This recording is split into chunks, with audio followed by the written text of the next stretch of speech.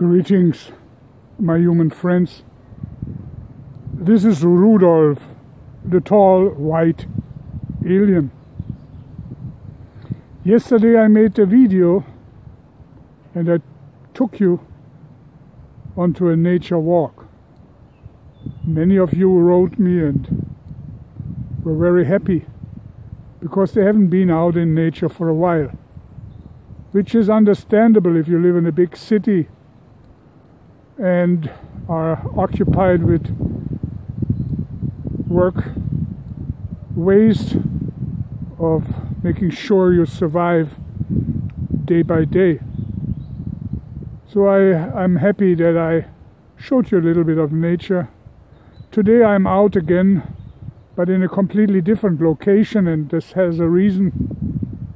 I came here to show you something, a little reminder, something which has been forgotten for hundreds of years, and it looks very harmless actually, but let me get to that a little bit later. Yesterday I gave you some more information about the coronavirus, which I told you why and how and in which connection it stands with the HIV virus, and that if once somebody's infected and survives, that the virus still lingers in these people. Actually, it also lingers for more than 14 days in corpses and is still active. So even people who are supposed to be healed eventually have the unfortunate experience of getting sick again, a second outbreak. But all of this I told you yesterday already. We don't have to get into that again. You may ask, why did this virus if it is a man-made bioweapon, why did the outbreak start in China? Well, this is one of the pieces of information I'm here for today to tell you. China is the highest populated country in the world, with soon reaching 1.5 billion people, which is 1,500 million humans. And the population is still vastly growing. So it is in India and other parts of Asia as well as Africa. The elite, which spent many, many millions every year on new weapons, particularly on chemical and also bioweapons, which are the most vicious ones, and they are quite sure why they do it, because nobody can be really blamed if these weapons get into effect. You can always blame nature for it, as it is done now with the coronavirus. Why do the elites spend so much money on research and creation of such vicious, deadly weapons? They do because it is the best way of population reduction there is. And what place would be better to start with the reduction of the population than China, where the population is just exploding, and even with the communist regime being very efficient in population management, it is just a burden which cannot be taken much longer. So, in the middle of the heart, basically, of the human population explosion, this virus was planted. And from there, it is just a fact, it will spread throughout Asia first.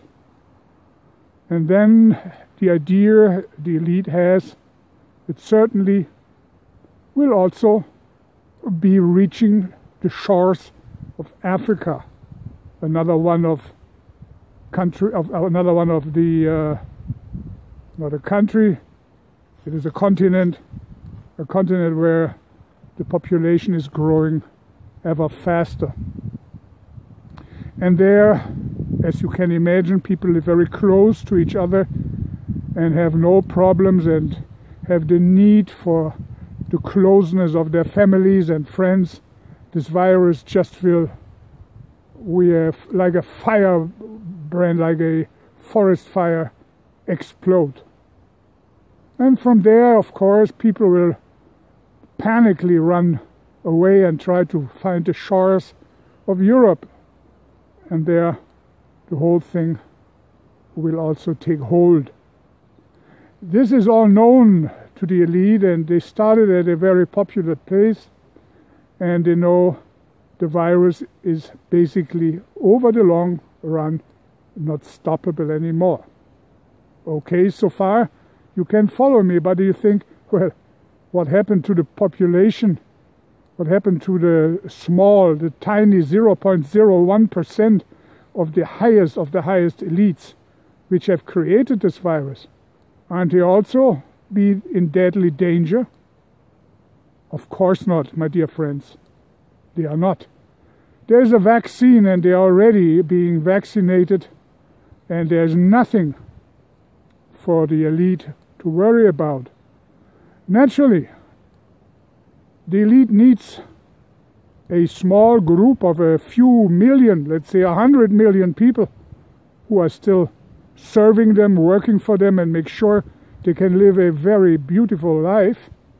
These people also will be protected, and of course there are flu shots, and many companies which are essential for the survival of the elite already demands that their workers are being vaccinated with the excuse that these are normal flu shots, but they don't know that they are also being protected so they can be the servants of the elite.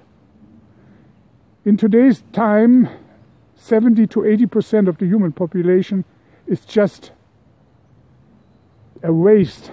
It's just a burden for the elite, because who needs them? In a highly technical world where everything can be done by robots and computers and 3D printing, the need for physical labor, for millions and millions of small people doing a little bit of manual work every day is not necessary anymore. That's why there is more and more unemployment, and the elite make sure that the wages, even in the Western world, in the United States, Europe, wherever, that the wages stay low. Inflation stays high. The people are barely able to survive, and many do not survive at all. They live in their cars, they cannot afford an apartment. This is all planned because these people are not necessary. They are just a burden. For that, they said, it is already almost 23 years when they made the plan for the culling of the population. For that, they said, let's get rid of them by a so-called natural disaster, because there is no other way we can handle all these masses of useless human beings. What I want to show you here quickly, and it is just a reminder, I don't know if you can see this heap behind me. Let me take a look. I don't know if it is very visible to you. There is a heap. There, here we see. There's a little grassy hill. And this hill, right there, is already many hundreds of years old. At the time of the last plague in Europe, this hill was created. It was a mass grave of 541 humans. They have been, after they died of the plague, being laid on top of each other, right here in this area here, and been burned, and their remains been covered with ashes and sand, and later on earth was put on top of it, and now you have this piece of grass hill behind me. In those days of the plague, there was no time to build individual graves, no matter how important the person was. You could not plan for a funeral and then find a nice spot under a tree for a single human.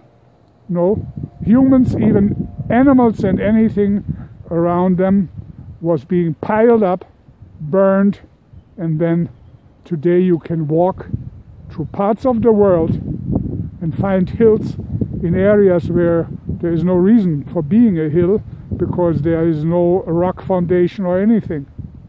And people walk and forget about this, and hundreds of years later they sit maybe on there and have a picnic, knowing that they sit on 541 dead bodies. Yes, and in the future, when there are many, many millions of coronavirus victims will be dying, you will have a similar situation of mass graves all over the world. Well, with this information, I wish you a pleasant day wherever you are, or a pleasant evening. Your Rudolf of Germany.